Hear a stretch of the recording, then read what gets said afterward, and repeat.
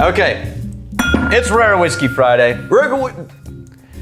Let's try that again. It's Rare Whiskey Friday.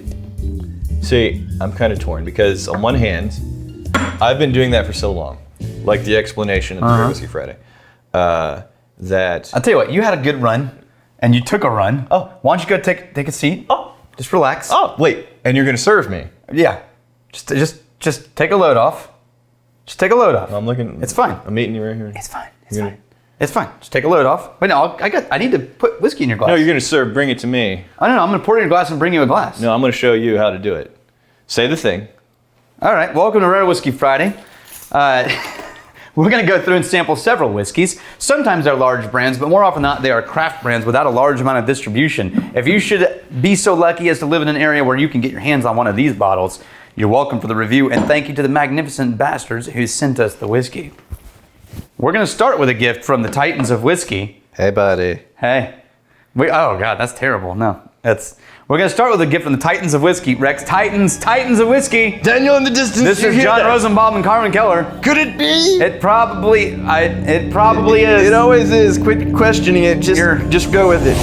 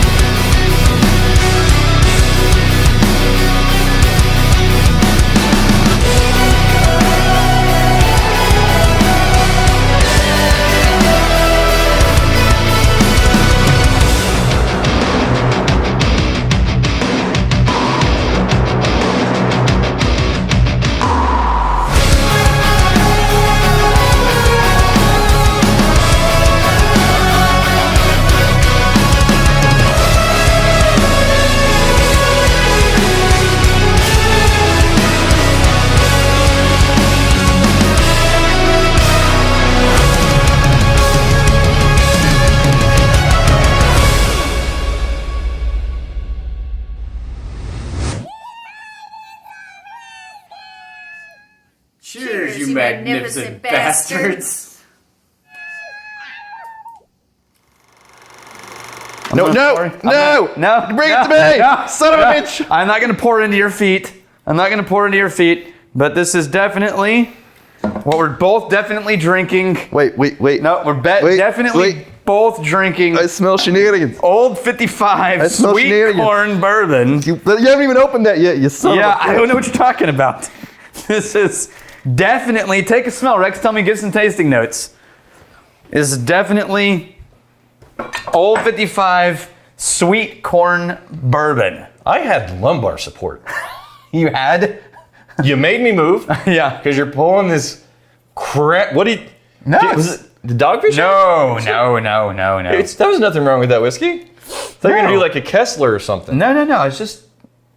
Give me your tasting notes of the sweet corn bourbon Old 55.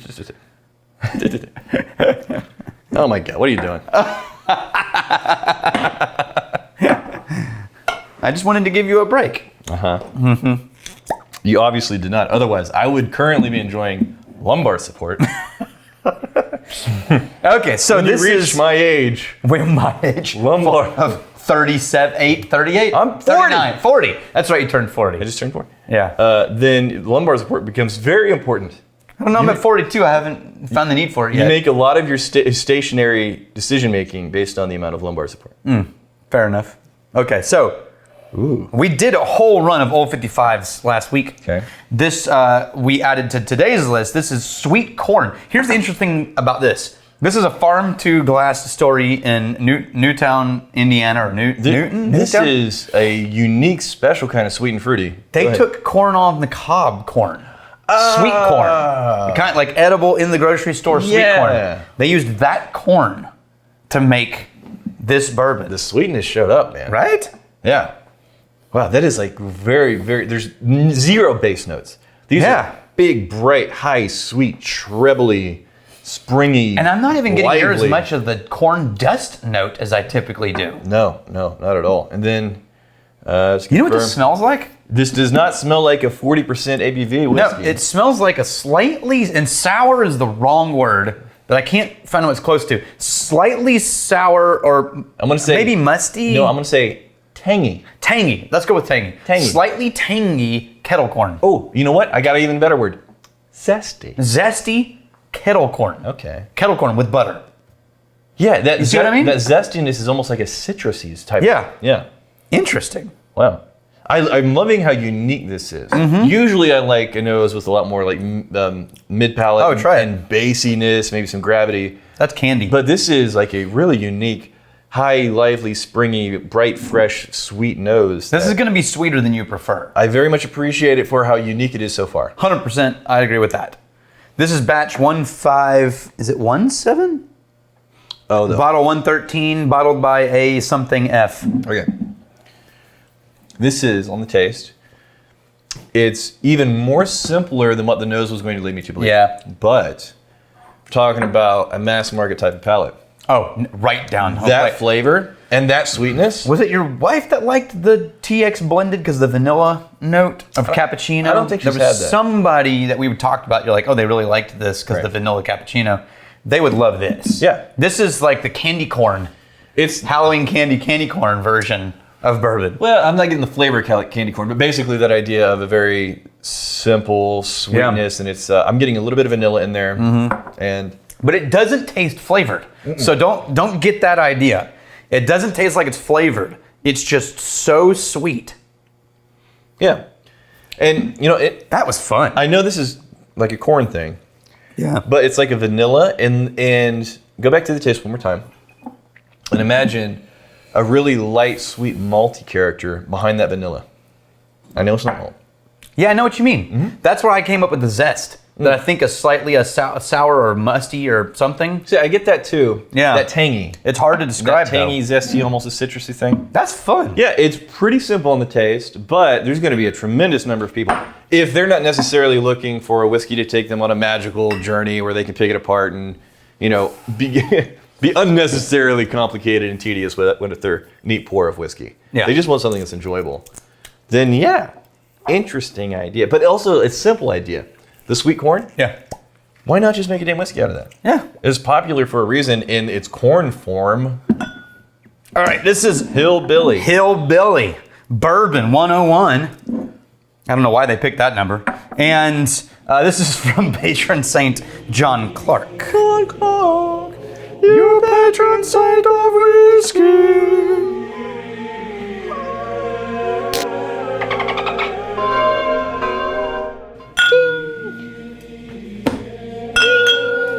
you gonna make it? The turkey threw me, man. I'm still recovering. You spin, you hobbity son of a. I can't do it. You do it. I can't do it. The turkey, I've been burping the turkey for the last 20 minutes. It's tradition. You know what this is? You must rotate around this. You know what this is? One more. All right, no, you do it because it's like one of those like what do you call it? The clocks where the bird comes out. The cuckoo? Yeah, and they go in circles around the yeah. Anyway, so this is just a bourbon. All right, moving on. No, I'm kidding. It really is. This is bottled in South Carolina but sourced from Lawrenceburg, Indiana. Okay. I'm gonna sneeze. I'm gonna cough.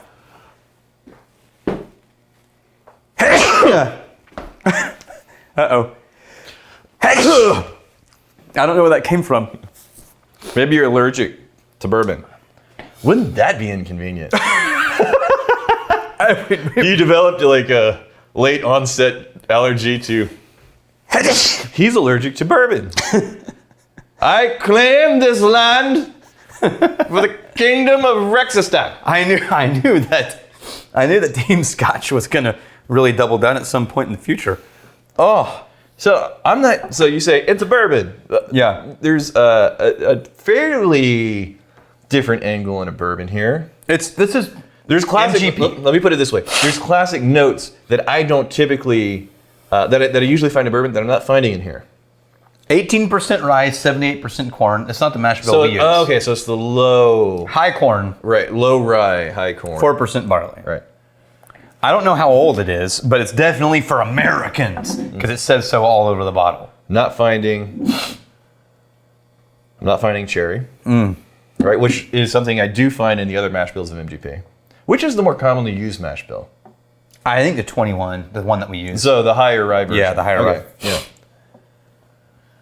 And I'm getting kind of like almost like a stewed, cooked down apple. It's nice. It is a very bready, slightly baking spice apple pie. Yeah, like a cooked, stewed down apple. Yeah. Yeah. That's not flavored, not overly sweet. Right. It's just bready, baking spice and apples. And it's not going to be my high proof. What are we looking at here? Oh, higher than I thought. What do you think it is? Wait, hang on. Percentage ABV. 50. No, you're way off. Moving on. You don't need to do that. You don't need to look at this. It's fine. This is good. I like this. I was prepared to not like it because I'm annoyed by their branding. Because it's so pedantic and like, come on, Look, stereotypical. Look. This is an American spirit made in America. Well, of course, it's fucking bourbon. It's legally an American spirit, cannot be made anywhere else. Like, I don't care about branding something American. Right. I just care about saying the obvious and then treating it like a unique marketing statement. So this is a thought that I was having over the weekend, earlier this week, and beyond just like whiskey. Because any type of reviewer, any type of critic, whenever they get their hands on something, they're looking at it through their own lens of experience and their own lens of like the set of priorities and values that they have. Absolutely. And I wish there was a better way to know what the intent of a bottle was in the marketplace with a distillery. Because, like, what are you trying to accomplish? Yeah, like who is this for? Because very often I'll have a whiskey, it's like, I know this isn't for me. Yeah. But the person you made this for, maybe this was the exact right set of decisions to I make. have never heard of that approach before. Because usually I'm approaching it from the reviewer perspective of like, knowing what your reviewer is bringing to the table as far as their own baggage. Right. So I always compare this to album reviews and like Rolling Stone and things like that. Right. You get to know a certain reviewer. Right. And you know that a reviewer likes these artists and hates these artists. Yeah. And if they like what you like and hate what you hate, then you know when a new album comes out, you can sort of trust their instincts. Right. But if they're the reverse of that, then you know you can like ignore them completely. Right. Because they're never going to agree with you. Well, so along that... But it's close to that, but it's polar opposite, I feel like. It's like, who are your people? It could be, it's not us, right? But damn, are they hitting it right down middle plate for their people? It could be right over home plate for those people. I mean, there's distilleries that we personally know that we adore most of the things they've ever put in the bottles, right? And then they'll come out with a whiskey that, because we're behind the scenes, we're having conversations, we know, oh, this is not made for us. This is not made for the nerds. This is made for reaching a whole new group of people, coming from a whole other angle in the industry. And it works. Maybe to use the whiskey in a totally different way, maybe for cocktails or something. Right. And if we didn't know that about their whiskey, and we were just pouring it based on our own set of criteria and priorities and their own lenses and experience and reference points, blah, blah, blah, we would have been like, what the hell? They're totally missing a step. They used to be doing great. Now they're falling off a cliff and quality's going for shit. Yeah, but because we had the benefit of that background information, that knowledge, we gave them the benefit of the doubt. Though we knew, it wasn't even benefit of the doubt. There was no doubt. Right. We knew from the get-go, this is not made for you. Right. This is not intended for you. Right. This is made for these people. And once you look at it that way, it's like, oh, of course, they're going to love the hell out of this. Now That's hard to do in a review. Yeah, because I mean, I can imagine when we critique something from a certain perspective, I can imagine a distiller seeing it and going like, dude, you're critiquing us against metrics we weren't measuring. Right. That's really frustrating. Yeah. And I get that. Yeah. This is weird because flavor-wise, they're aimed for me. Yeah. Like, this is not a boring whiskey. This is legitimately a damn good bourbon. Yeah. Right? But label-wise, they're not aiming for me. I would never pick up this bottle on a shelf, but if someone poured me this whiskey, I would go back for another. I think I finally put a pin on like the stewed apples. It's a stewed, that's the heavier note, combined with that green apple Jolly Rancher. There's two different layers of apple. Yes, that zesty sort of slightly sour apple note. I agree.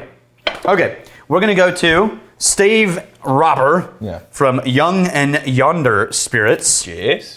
Which is a high rye bourbon. Okay. 2 types of rye, wheat, corn, barley. So 5 grain. This little thing did not actually work. Okay, there we go.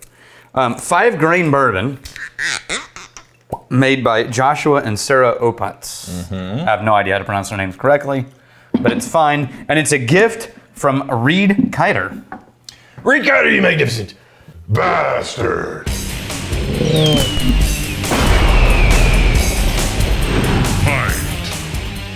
Reed signed up for the sommelier course in 2020, and then we canceled all classes. Yay! Sorry, Reed. Well, we'll see you sometime soon. Okay, so this is in Healdsburg, Sonoma County. Like a honey granola whenever you throw it They on the say hands. twice distilled, so I'm guessing this is a pot still bourbon. This is a Ryed bourbon, as I said. It definitely has a little bit of thickness and density to that body on the nose. There's that dried granola note that you always call granola. I always call a hint of pine, and I think it's a spectrum. So on this side of the spectrum, it leans granola. Too far, it leans green pine sap. The spectrum for that specific note. Just that note. Right. This is in that spectrum, leaning granola. And then there's like there's a grassy quality to that too. Yeah. That must be the high rye. No less than 6 months old. Wow. Look at the color on that. Wow, 6 months. That's Is that just lazy labeling where it's like, this is like a year, but we just didn't want to have to buy new stickers? we couldn't be bothered. Because look how dark that is. That's dark, and that's a very young whiskey. I'm not getting a lot of new makiness on the nose. If it is in fact close to 6 months. You know what it is? I'm willing to bet money. Small barrels. Oh. I bet it's closer to a year, and I bet it's small barrels. Okay. It's just, who knows? Yeah, it could be. And what will they take that to? 45.5% ABV. Because that's what happens in ours. Yeah. Right, it just gets dark so fast. Huh, that's really mild. Yeah. So What is the proof on that? 45, you just said it, 45. Yeah, we're definitely in the American craft palate. Yeah, it's like 91 proof. The finish falls off a cliff though. It does, it just, hey look, there's one of your eagle hairs floating off of my It's shirt. feathers. Yeah. It's feathers. That's not You feathers. get that one. Oh, no, that's not a feather. That's my nip. All right. And I like the nose a lot. there's a little bit of like an herbal quality going back to the nose Yeah. after the retro nasal. When did you decide that you were half Jack Nicholson?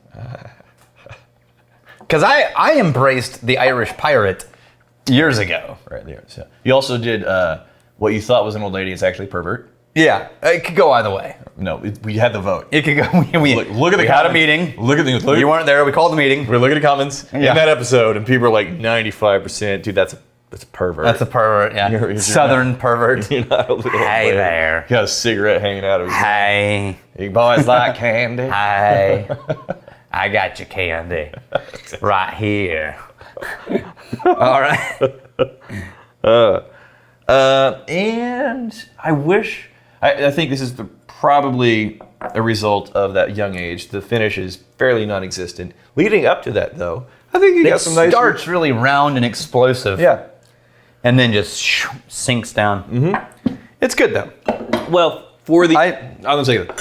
For the age, For the age, it's aimed in the direction of goodness. I wouldn't say I'm categorizing this as like, this is objectively good. Yeah. No, I agree in the sense that I would put this up against 40-year-old budget bourbon, oh yeah, right? Yeah. No problem. Sure. But I think I'd be interested to see what else they can do. Yeah. Okay. Now, last but not least is Sonoma Distilling Cherrywood Smoked Bourbon. I have no idea. That's a new character. I don't know. Last but not least, what we're doing here is drinking some Cherrywood Smoked Bourbon. What do you think that is? I'm just letting it ride, man. I don't know what it is. I'm not gonna jump in. It's even a non-discernible accent. You strain your voice in about 5 different directions. Oh yeah, see the thing that we're doing here. This has got the Sonoma Cherrywood Smoked Bourbon, right? That's all over the map. Would man. you like some, Rex? You are all over the map. It really is. Yeah. That's amazing. So pour this. Okay. What do we got? Cherrywood Smoked Bourbon from Sonoma County. Okay. This is from magnificent bastard Tim Shulepov, who also gave us gifts. I can't yell. On your mark. I can't yell at him. Get set. Tim Shulepov, you magnificent. Bastard.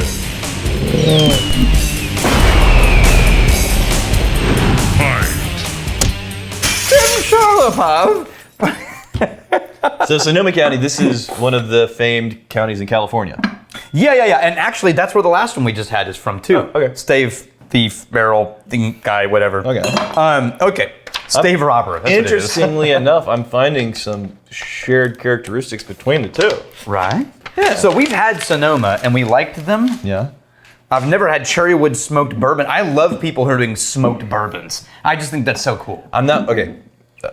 On paper, it's cool. I'm not finding a lot of smokiness on the nose. What I am finding. Oh, the pine. It's leaning more pine. So basically, than on that granola pine spectrum we were just talking about, it's more pine. That's just a couple of ticks further towards the pine. Yeah. But that's a bummer. But again, that American craft whiskey angle. 20% rice, 67% corn, 13% Cherrywood smoked barley. So that's where the smoke's coming from. It's 13%. So I'm not finding smoke. Yeah, not in the nose. Not in the nose. It's not in the nose at all. There's a little bit of the honey with that granola, like a thin honey. Bottle 1521. Some little baking spices, and then the honey on that nose. Lot CB7AC. Oh, there it is. There it is. Oh. It's an ashy aftertaste. I need a little more of that. Actually, I like the flavor. Yeah? The flavor better than the nose. I do too. The ashy is almost bitter. Yeah. There's almost a tannic, bitter aftertaste. Almost. It's not quiet.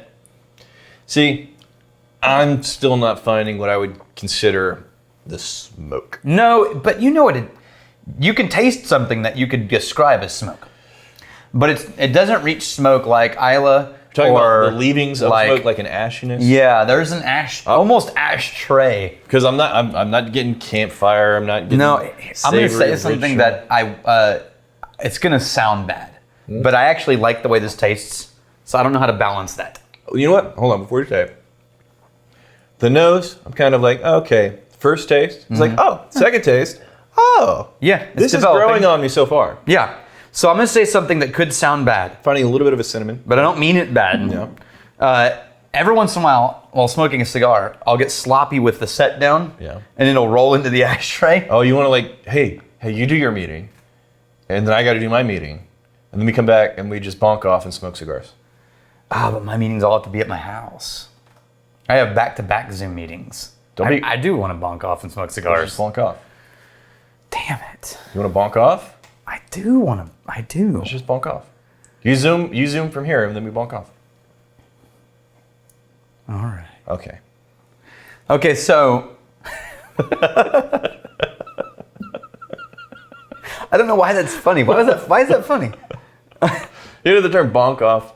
I never heard of it until I watched the IT Crowd. Oh, I love that show. Yeah. That's right. That is where it came from. Yeah. Have you tried turning it off and on again? Right.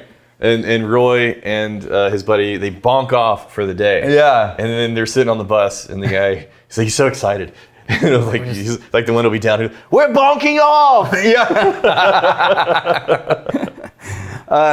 So that's every once in a while you set a cigar down and it accidentally rolls into the ashes, and you pick it back out and you try to like dust off the part where your mouth goes. Yeah. And then you put it back in your mouth and you're like, yeah, that tastes like ashes. So, to your point, I see where you're going, but literally that's less than 10% of what's happening. Yeah, and I actually like this. And honestly, and that's kind of like one of the frustrating things whenever you're trying to give notes for people.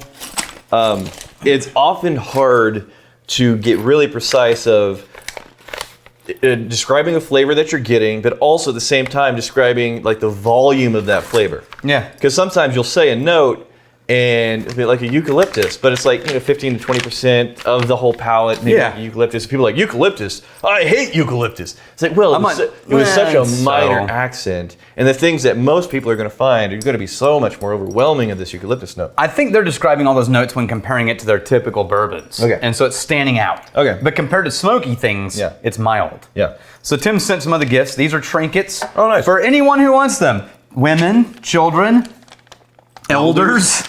Here. It's little trains from San Francisco. You know what this reminds me of? Rice-A-Roni, the San Francisco treat? No. Oh. The Mr. Rogers. Yeah. And he had the trolley. Ding, ding. The trolley. Ding, ding. I love it. Yeah, the trolley's great. Thank you. I got a gift. Yes. And he said... Wait a minute. Wait. Wait. As a person who lived in California for a good amount of time, you must have some warm memories of our state. Wait. Whether they are of gentle beaches of Santa Barbara, or the stern shores of San Francisco. May they be of muirwood sequoias or Yosemite mountains. Be they Sunset Strip or Haight and Ashbury, I hope they will come back as bright as the Golden Gate Bridge when you water them with juice from this bottle. This is very poetic. Cheers, you magnificent bastard. Oh, and there's also tea for you. I didn't forget to pack it. This is for me, Black Orchid. Okay, so what he sent was trinkets for everybody and a gift for Daniel. Oh, no, you have a gift. Okay, good, because I was about to throw this on the ground. No, you have a gift. And throw not just a fit, a hissy fit. A hissy fit. Because I am entitled. Is there lumbar support involved in a hissy fit? If you got me lumbar support. Yeah. You can hissy fit for days. No. Look, I'm not. Oh, dude. I'm not saying that there's. Smell that. That's phenomenal. Oh, yeah. Very, very fruity. Yeah. I'm not saying there's a level above tightened, but Black I'm Orchid. saying if there were, lumbar support would be involved. Okay. This. I'm going to give you a note. Wait. There's your note. Oh, I have a note. Yeah. For Rex W.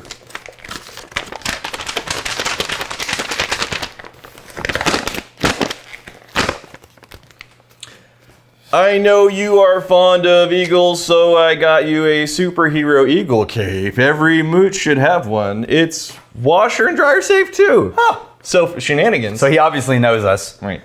P.S. If I were you, I would let Daniel remove the socks from the bottle that came with the package.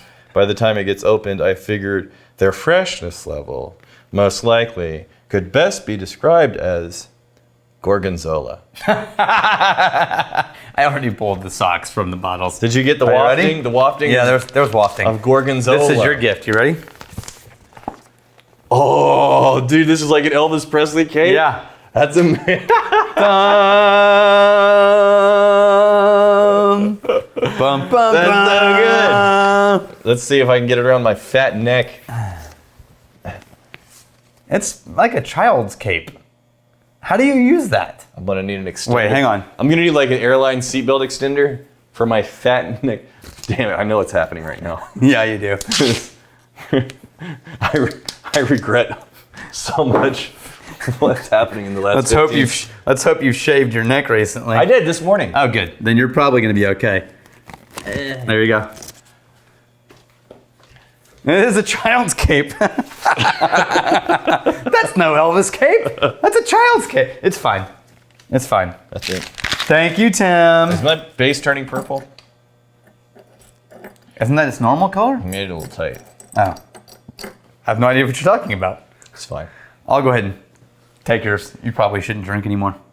You're ever familiar with the term Very soon you're not going to need this. autoerotic asphyxiation? I am.